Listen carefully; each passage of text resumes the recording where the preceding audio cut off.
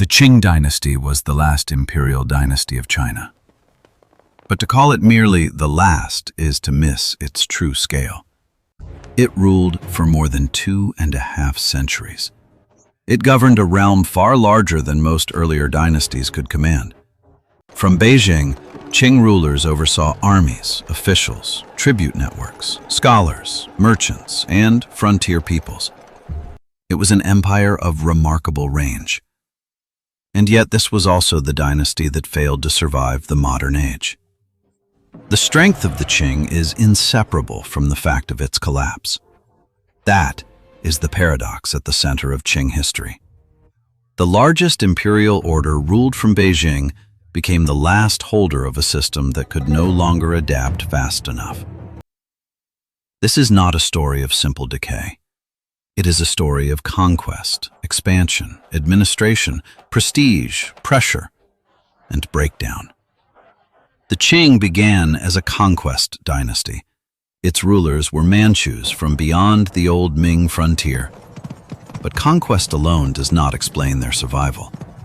They lasted because they learned how to rule an imperial world far larger than their original base. They preserved Manchu identity.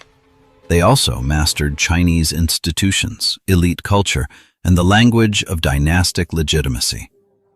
That combination made the dynasty unusually durable. It also made the empire unusually complex. The Qing had to rule a Han majority without dissolving into the old order. It had to command Inner Asia without governing every frontier in the same way. It had to look timeless at the center, but it was never governing a simple world. So the real question is not only why the Qing fell, it is why so much power still proved insufficient in the end. To answer that, we have to begin before the Qing took Beijing. The old dynasty was already failing. The Qing did not inherit a stable empire. It rose through the fractures of a broken one. What followed was not a smooth succession. It was a violent reordering of power across East and Inner Asia. Only after conquest did the deeper challenge begin. The Qing still had to turn victory into dynasty. That work made the Qing formidable, and it also planted the tensions that would follow it to the end. By the early 17th century, the Ming state was under growing strain. Its problems were political, fiscal, and military at the same time. Court politics had become corrosive. Decision-making at the center grew slower, just as pressure at the edges grew sharper. Military burdens were heavy along multiple frontiers. Defense was costly, and the state's resources were not keeping pace. Fiscal weakness mattered because imperial rule depended on grain, silver, transport, salaries, and local enforcement. When that chain frayed, political authority frayed with it. Local suffering deepened the crisis. Crop failure, hardship, and insecurity pushed more communities toward desperation. Rebellion did not appear out of nowhere. It emerged where state protection had weakened and legitimacy had worn thin. The fall of the Ming was therefore cumulative. It was not one blow, but the failure of a state that could still look imposing from the center. In 1644, Li Zicheng's forces entered Beijing, but the old dynasty had already been hollowed out before the city fell.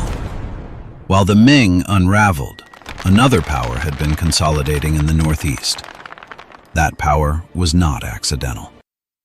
Nurhaci unified Jurchen forces through war, alliance, and political reorganization. He was building more than a coalition. The banner system gave this new order a durable structure. It tied military service, identity, hierarchy, and loyalty together.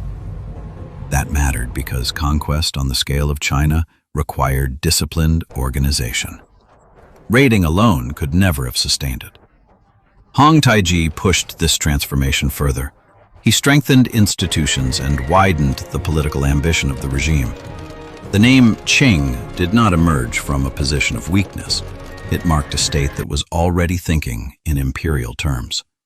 Even so, ruling China proper posed a very different challenge. A frontier military state still needed a strategy for governing a much larger agrarian empire. The Manchus would not simply occupy the old Ming realm. They would have to translate conquest into authority. That meant dealing with elites, tax systems, exam culture, local officials, and provincial administration. Empire required routine, not only victory. It also meant managing perception. A conquered population had to believe the new rulers could restore order. So the opening for Qing power came from two directions at once. Ming weakness created a gap, and Manchu state building created the force ready to fill it. Neither factor alone would have been enough.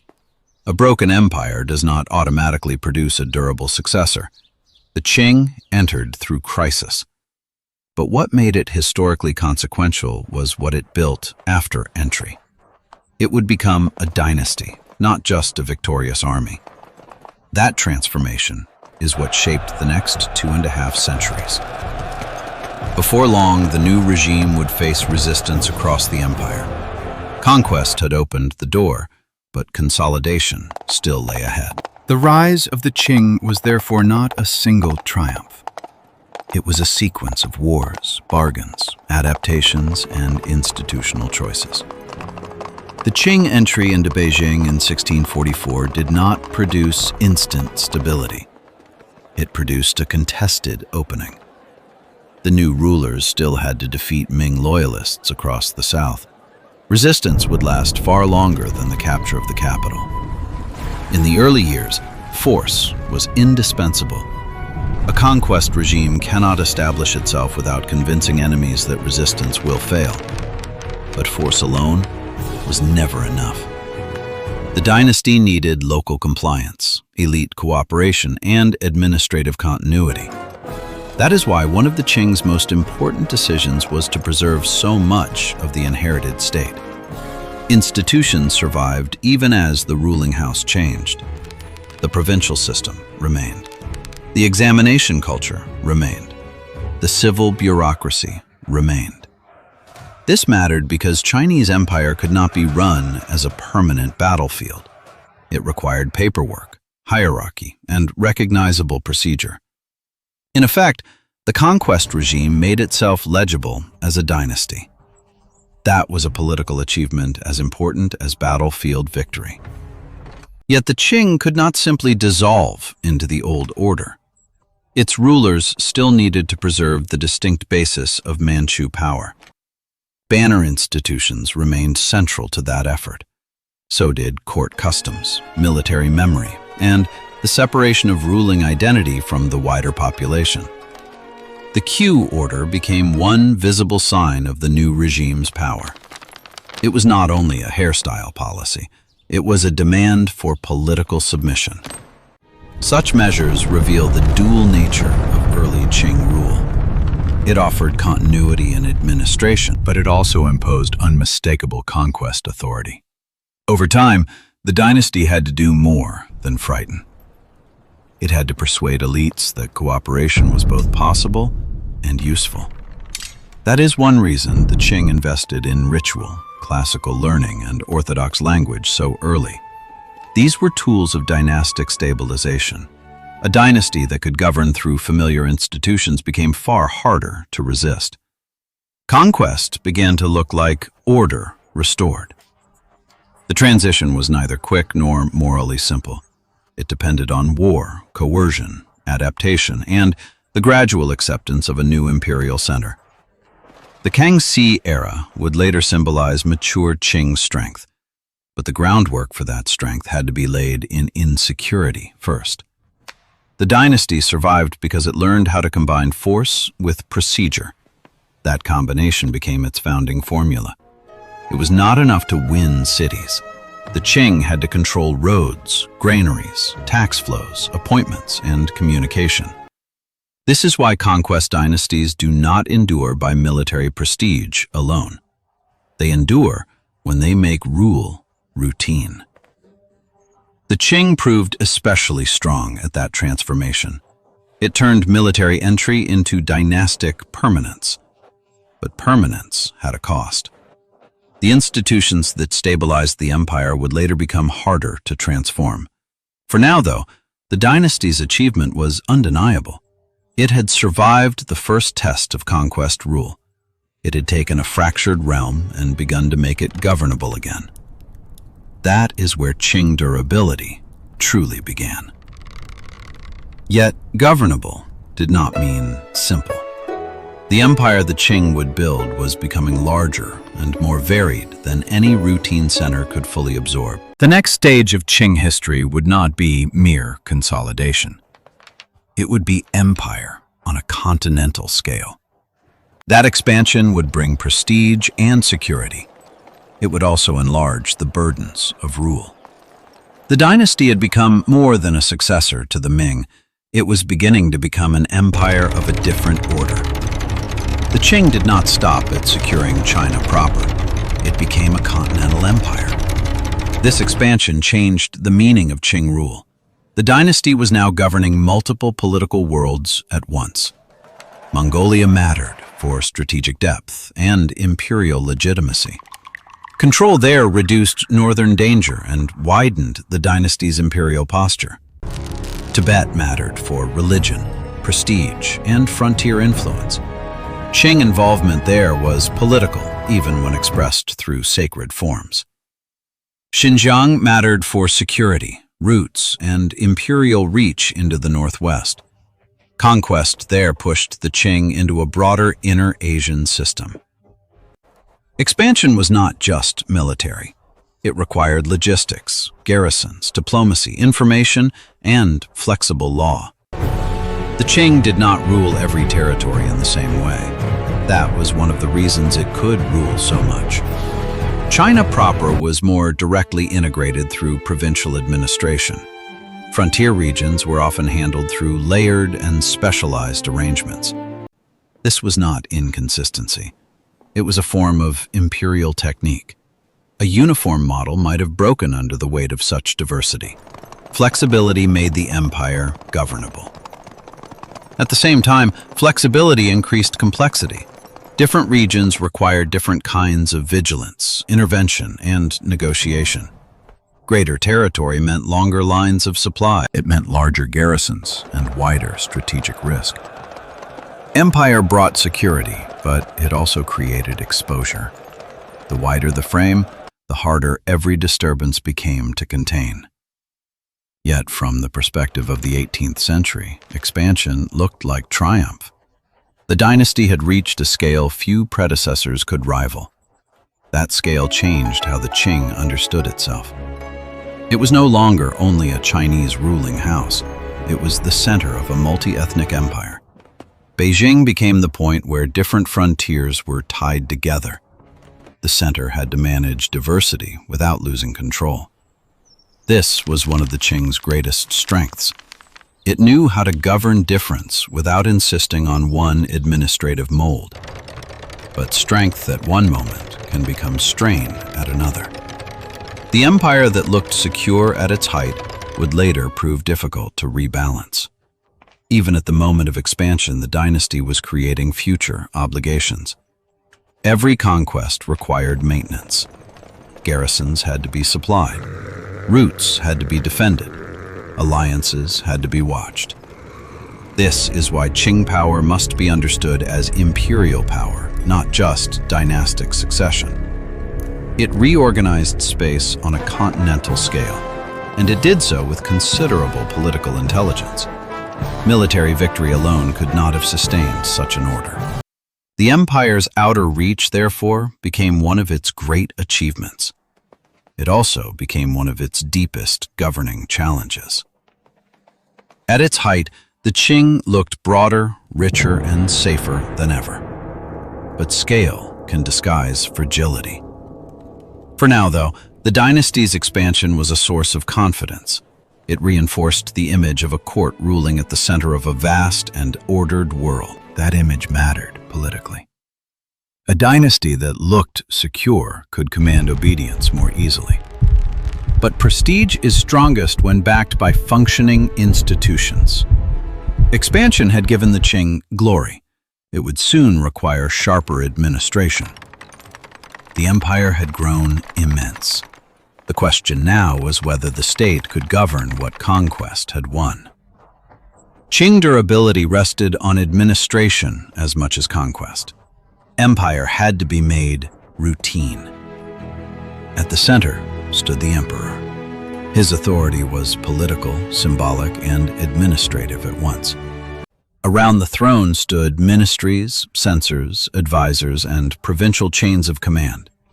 Governance depended on structured information. The memorial system mattered because it linked local realities to imperial decision-making. A large empire survives on reports as much as on armies. The Grand Council later improved high-level coordination. It helped the court process urgent matters with greater speed. Provincial administration made scale governable. The center could not rule directly in every county.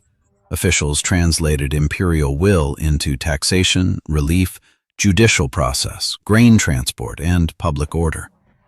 Stability was built through these routines. This was not a modern bureaucratic state, but it was disciplined and often highly effective. At its best, information moved upward and commands moved downward with real coherence. The Qing inherited much from the Ming. Its skill lay in preserving continuity while tightening control from the center. This helped the dynasty rule a vast territory without daily disintegration. Administrative order turned imperial ambition into lived governance. Yet this system depended on energy at the top and compliance below. Even strong routines can thin out when scale increases. The empire's population grew enormously. Markets expanded, territories widened, administrative demand multiplied. But the state's basic capacity did not always grow at the same pace. That mismatch remained partly hidden during calmer periods. A stable empire can conceal administrative thinness. Problems often remain manageable until crisis reveals them all at once. This is why Qing governance should not be romanticized or dismissed. It was both effective and limited. At its best, it coordinated a huge realm with impressive discipline. At its weakest, it struggled to scale beyond inherited forms. County magistrates sat near the base of this order. They were expected to do far more than their resources easily allowed. When local pressure rose, the whole chain could be stressed from below.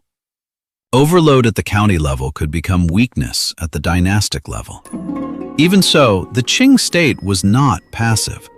It surveilled, recorded, punished, rewarded, and adapted within its own logic. This is one reason the dynasty lasted so long. It had real governing capacity, not just inherited prestige. But long duration can make institutions feel natural and permanent. That is often when reform becomes hardest. A system that has worked for generations is difficult to redesign from within. Success itself can harden political habits. For much of its history, that did not appear to be a serious danger. The machine still functioned. But functioning is not the same as deep resilience. That difference only becomes obvious under repeated shock. The Qing state, therefore, deserves a precise judgment. It was capable, disciplined, and often impressive. It was not limitless. Its greatest strength was the ability to make empire seem routine. Its hidden weakness was the thinness beneath that appearance. That tension will matter more once we look at the economy and society the state had to govern. Prosperity widened the empire, but it also widened demand. Qing administration made scale possible. It could not fully solve the pressures that scale itself would create. The Qing presided over one of the great eras of prosperity in late imperial Chinese history. That prosperity was real. Agricultural expansion continued across many regions. New land, improved cultivation, and denser settlement increased the empire's productive base. Internal markets deepened. Regional specialization tied distant parts of the empire together more closely than before. Tea, silk, handicrafts, grain, salt, and countless local products moved across an enormous commercial landscape. This was a highly active economy. Silver from global trade entered the economy and helped sustain exchange at scale.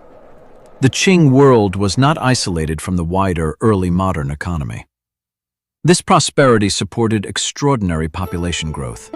More people could live within the imperial framework because production and exchange had widened. For long stretches, the dynasty could plausibly present itself as ruler of a thriving and orderly world. Material success reinforced political confidence. But a rich society is not the same thing as a fiscally strong state. That distinction is crucial. The Qing governed an enormous economy with comparatively limited extractive capacity. State revenue did not rise in proportion to social complexity. That meant the empire often relied on stability more than fiscal depth. As long as shocks were limited, the system could cope. Population growth, however, brought heavier pressure on land and local order. Success widened demand as well as wealth. More people needed more grain, more mediation, more relief, and more policing. Social growth raised administrative costs. Inequality could deepen beneath aggregate prosperity. Wealthy regions and vulnerable communities did not experience Qing growth in the same way. Corruption mattered here as well. Revenue lost in practice could weaken the state's ability to answer crisis. The Grand Canal and internal transport networks helped bind the empire economically. Infrastructure was part of political order. But infrastructure also required maintenance, supervision, and funding. Economic integration came with recurring obligations. This is why Qing prosperity should not be treated as a simple golden age. It contained the seeds of later pressure within its own success. The richer and more populous the empire became, the more the state had to mediate a denser world. Capacity mattered as much as wealth.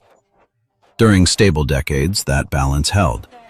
During repeated shock, it would begin to fail. That is the deeper meaning of Qing economic history.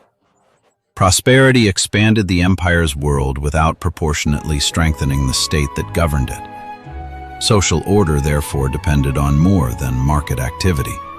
It depended on constant local mediation and official credibility. When credibility weakened, prosperity could quickly feel less secure. Rich societies are not immune to disorder. The Qing economy was therefore a source of strength and a source of future strain. Those two truths belong together. It gave the dynasty durability. It also widened the costs of failure once crisis arrived. Material life alone cannot explain dynastic endurance. The Qing also ruled through culture, ritual, and symbolic authority. A large economy helped sustain the empire. It did not, by itself, explain why people accepted imperial rule. The Qing ruled through force and administration, but also through culture. Symbolic order had political value. Court ritual placed the emperor inside a moral universe. It helped present rule as rightful, not merely victorious. Confucian orthodoxy remained central in China proper. The dynasty needed scholar-official elites to see it as custodian of civilization. Literary patronage therefore mattered. So did great compilations, historical projects, and the visible support of learning. These were not merely ornaments of prestige. They were instruments for stabilizing elite cooperation. A conquest dynasty needed to look like steward as well as ruler. Cultural guardianship helped achieve that. Yet, Qing legitimacy was never singular. The empire ruled different constituencies through different languages of authority. In China proper, The court leaned into inherited imperial forms. In frontier worlds, it could present itself differently. This flexibility was not confusion. It was one of the dynasty's most sophisticated political techniques.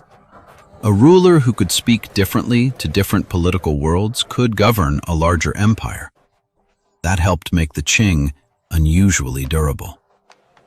But plural legitimacy required constant upkeep. Symbols only work when institutions remain credible. Ritual could not repair fiscal weakness. Scholarship could not defeat rebellion. Still, symbolic order mattered more than modern assumptions often allow. Dynasties rule partly through belief in the legitimacy of their place. The Qing understood that well. It invested in prestige because prestige could organize obedience. The high Qing court projected refinement, order, and moral confidence. Those images strengthened the regime's standing at home and abroad. Yet, prestige works best when power beneath it remains effective. Once the state begins to strain, symbols alone carry less weight. So, Qing culture should be read as part of governance, not a decorative side story. It helped bind the empire together. It also helped soften the fact of conquest. A dynasty that appeared civilized and orthodox was easier for elites to serve. This was one of the Qing's great achievements. It turned plural empire into something that could feel ordered from the center. But order that depends on constant performance can become fragile under repeated strain. The image must keep matching the reality. The greatest Qing rulers knew how to manage that performance. Their reigns became the dynasty's strongest era. To understand the height of Qing power, we have to look at the rulers who made the system seem coherent. Their success shaped both the dynasty's strength and its future limits. The early and high Qing emperors built the dynasty's strongest foundations. Their reigns gave the empire coherence and confidence. Xinjiang ruled during the unstable transition from conquest to settled court authority. His era was one of survival more than triumph. Kangxi then consolidated the dynasty after dangerous early challenges. His reign became one of the most consequential in Chinese history. He faced regency politics, internal resistance, and the need to prove that Qing rule could endure. Consolidation was not automatic. The revolt of the three feudatories tested the dynasty severely. Victory there helped prove that the Qing could hold the empire it claimed. Kangxi also became associated with administrative confidence and broad imperial energy. Under him, the regime looked increasingly secure. Xinjiang is often remembered as severe, but his significance was administrative. He tightened the machinery of rule. He improved fiscal and bureaucratic discipline. His reign shows how much Qing durability depended on active management from the center. Qianlong inherited a strong machine and displayed it at immense scale. Under him, the Qing reached the height of imperial confidence. Territorial power was broad. Military prestige was immense. Court culture flourished. To contemporaries, this could look like a mature and unshakable order. In hindsight, it also looks like culmination. Peak power can conceal future weakness because success reduces the urgency of reform. The stronger the system appears, the less pressure there is to redesign it. That is one of the deeper lessons of the High Qing. Great rulers can strengthen a dynasty while also disguising its structural limits. This is not an argument against their achievement. It is an argument for reading achievement and fragility in the same frame. After the High Qing, the dynasty did not collapse at once, but the pressures beneath imperial grandeur became harder to ignore. The White Lotus Rebellion signaled that serious strain was already visible within the empire. Administrative and military weakness could no longer be dismissed as temporary. Later rulers inherited a system whose prestige remained large, but whose flexibility was narrowing. That mismatch would become decisive. Empress Dowager Cixi is often treated as the whole explanation for late Qing weakness. That is too narrow. Personal leadership mattered, but the deeper issue was structural. Late rulers faced burdens that had been building across generations. The dynasty had been strengthened by very capable emperors. It had also become used to rule from above rather than transformation from within. By the 19th century, that pattern was more dangerous than before. The world pressing against the Qing was changing faster. The great rulers matter because they reveal the dynasty at its most effective. They also reveal how much the system depended on extraordinary performance. Once that performance became harder to sustain, the deeper limits of the structure became clearer. Imperial confidence began to thin. So the history of Qing rulers is not simply a sequence of personalities. It is a way of reading how the system worked at full strength. And that matters, because the next phase of the story is not about lost greatness alone. It is about internal fracture. The dynasty's strongest age had passed. What remained was a powerful empire carrying weaknesses that success had long concealed. The Qing crisis did not begin with foreign gunboats. It began inside the system. Banner forces, once central to conquest power, declined in effectiveness over time. Privilege did not guarantee military vitality. Bureaucratic routines that had once stabilized rule could become rigid. Procedure is powerful, but it can also harden. Population pressure strained land, local order, and official capacity. Social density became political stress. Corruption and evasion weakened the state's reach. Authority can look intact while leaking in practice. None of this meant immediate collapse. Large dynasties can survive deep problems for long periods. But it did mean that the Qing entered the 19th century with serious vulnerabilities already in place. The system was less resilient than it appeared. Rebellions made those weaknesses visible. Disorder exposed what routine administration had been masking. To restore order, the court increasingly relied on provincial elites and regionally raised forces. This changed the balance of power inside the empire. In the short term, that adaptation preserved the dynasty. In the long term, it weakened the old centralized model. A state that survives by decentralizing force is still surviving, but it is no longer surviving in the same way.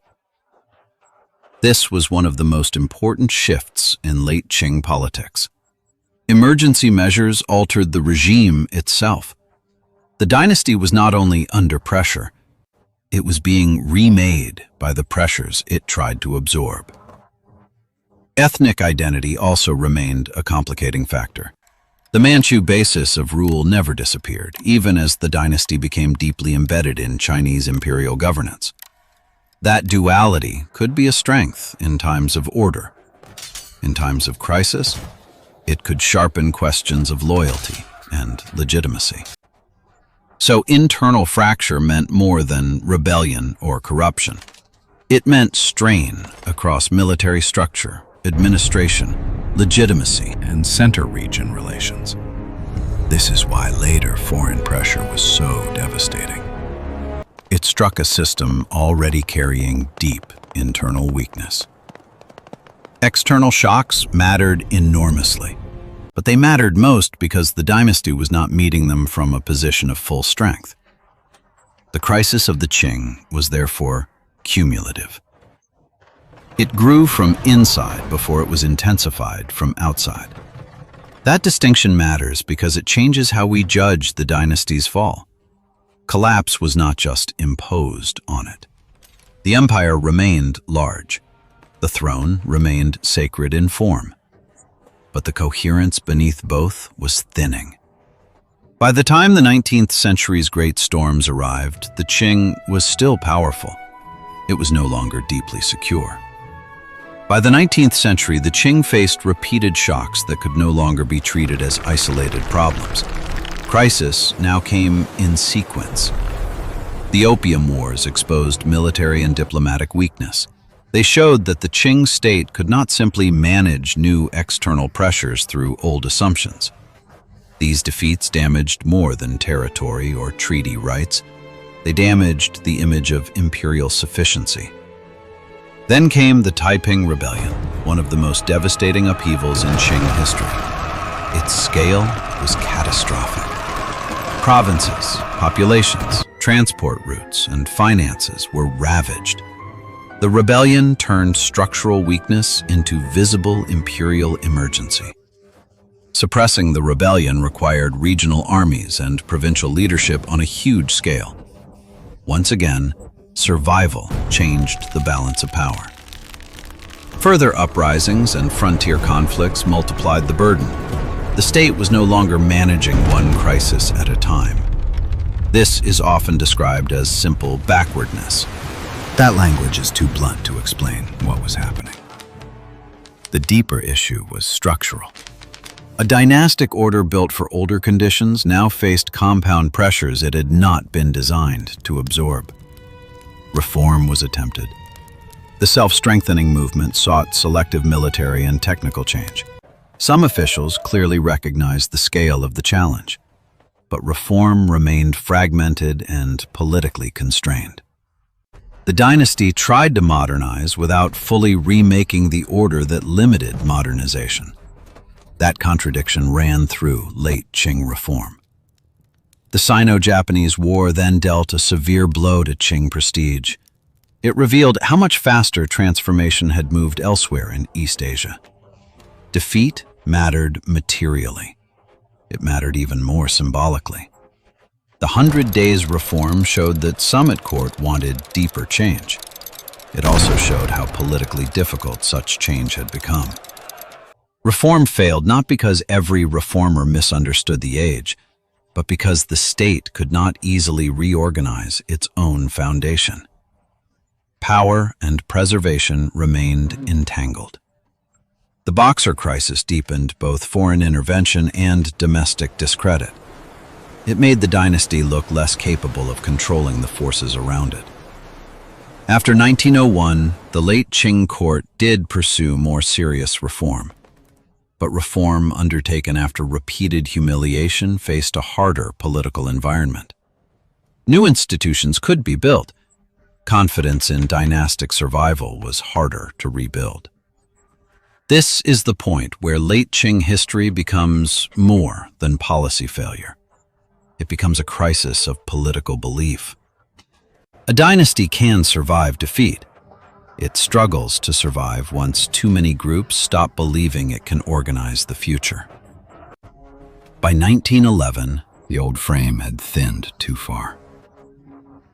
Revolution broke what reform had not repaired. The 1911 revolution did not destroy a healthy state. It ended a dynasty that could no longer organize confidence in its own continuation. The abdication of 1912 closed the dynastic chapter. It did not resolve the problems the dynasty left behind. The empire had fallen, but its territory, frontier questions, and administrative inheritance remained. Modern China would inherit all of them. This is why the Qing should not be remembered only as a failed dynasty. Its ending was also a transfer of unresolved historical burdens. The modern age did not simply arrive from outside. It arrived through a crisis in which the old imperial model could no longer organize adaptation. That is the deeper meaning of Qing decline. The dynasty did not simply weaken, it reached the limit of its governing form. What fell in 1912 was more than a ruling house. It was the last serious version of the old dynastic solution. The Qing had stretched that solution farther than any dynasty before it. Its final failure showed both the greatness of that achievement and the limits built into it. The Qing left behind more than a memory of collapse. It left the territorial frame of much of modern China. Frontier questions inherited from the Qing did not disappear with the dynasty. They remained part of the political shape of the modern state. Administrative geography also outlived the court that had once managed it. Imperial structures cast a long shadow. This is why the Qing survives politically even after it vanished dynastically. Its afterlife is built into the shape of the state that followed. Its legacy is therefore not only failure. The dynasty governed a vast and diverse realm for centuries with real sophistication. It built a durable empire. It sustained a multi-ethnic imperial order on a very large scale. It also showed that such an empire could be both strong and structurally limited. That is the judgment history asks of it. The Qing was not a dying relic from the moment it began. For much of its history, it was adaptive, formidable, and effective. Nor should it be romanticized as a seamless golden age. Its power was always tied to governing tensions that never fully disappeared. The dynasty expanded authority, but expansion created burden. It projected legitimacy, but legitimacy required maintenance. It commanded a rich society, but it did not become a fully deep fiscal state. It ruled a large empire, but could not easily transform its governing form. That is why the fall of the Qing still matters. It marks the point where dynastic empire ceased to be enough. What followed did not erase the Qing. It inherited Qing territory, Qing problems, and Qing historical weight. In that sense, the Qing was not only the last dynasty, it was the imperial world modern China could not entirely leave behind. Its final lesson is therefore historical, not nostalgic. Power can be immense and still be bounded by its own design. The Qing should be judged in full scale, as conquest dynasty, as imperial achievement, as political system, and as final limit. It lasted because it was strong. It fell because that strength could not be fully remade once the age had changed. The Qing dynasty was China's last imperial dynasty, but it was also the grandest final expression of the imperial system itself. Its history ends in 1912. Its weight does not.